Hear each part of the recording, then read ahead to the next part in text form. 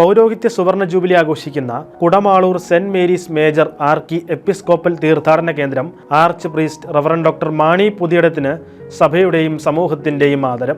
കഴിഞ്ഞ ദിനം കുടമാളൂർ മുക്തിമാത ഓഡിറ്റോറിയത്തിൽ നടന്ന അനുമോദന സമ്മേളനത്തിൽ കർദിനാൾ മാർ ജോർജ് ആലഞ്ചേരി അധ്യക്ഷത വഹിച്ചു. എല്ലാ മേഖലയിലും നേതൃവൈഭവം പ്രകടമാക്കിയ വൈദികനായിരുന്നു മാണിയച്ചനെന്നും പ്രവാചകന്റെ ധീരതയും പുരോഹിതന്റെ വിശുദ്ധിയും നേതാവിന്റെ ആർജവത്വമുള്ള മാണിയച്ചൻ സഭയുടെ ആവശ്യമുള്ള സ്ഥലങ്ങളിൽ ആവേശത്തോടെ ഇറങ്ങിച്ചെല്ലുന്ന ധീരതയുള്ള വ്യക്തിയായിരുന്നുവെന്നും മാർ ജോർജ് ആലഞ്ചേരി പറഞ്ഞു. ഒരു വൈദികനെ സംബന്ധിച്ചിടത്തോളം വിശുദ്ധ കുർബാന അർപ്പിക്കുമ്പോഴാണ് അദ്ദേഹം തൻ്റെ സ്വത്വത്തിൽ പ്രത്യക്ഷപ്പെടുന്നത്, സ്വത്വത്തിൽ അത് പൂർത്തീകരിക്കുന്നത്. പുരോഹിതൻ എന്നുള്ള നിലയിൽ കർത്താവിൻ്റെ പരമമായ ബലി അർപ്പിക്കുമ്പോൾ വൈദികൻ വാസ്തവത്തിൽ വൈദികൻ എന്നുള്ള തൻ്റെ ആ സ്വത്വം, ഐഡന്റിറ്റി അനുഭവിച്ച് ആനന്ദിക്കുകയാണ് ചെയ്തത്.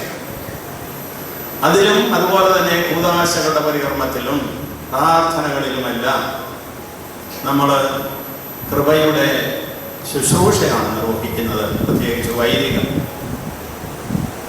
ഈ കൃപയുടെ ശുശ്രൂഷയിലും അച്ഛൻ അദ്വിതീയനായി വൈദികരുടെ മധ്യത്തിൽ അദ്ദേഹം ഊർജം പകർന്നവനായി. റോഷി അഗസ്റ്റിൻ മുഖ്യപ്രഭാഷണം നടത്തി. അതോടൊപ്പം bishop Mar Joseph Srampickal, bishop Geevarghese Mar Aprem, Kanjirappally രൂപതാ വികാരി general father Bobby Alex Manamplackal, Kottayam അതിരൂപതാ വികാരി ജനറൽ മോൺസിഞ്ഞോർ മൈക്കിൾ വെട്ടിക്കാട്ട് എന്നിവരുൾപ്പെടെ നിരവധി പേർ പ്രസംഗിച്ചു. റവറൻ ഡോക്ടർ മാണി പുതിയിടം മറുപടി പ്രസംഗവും നടത്തി.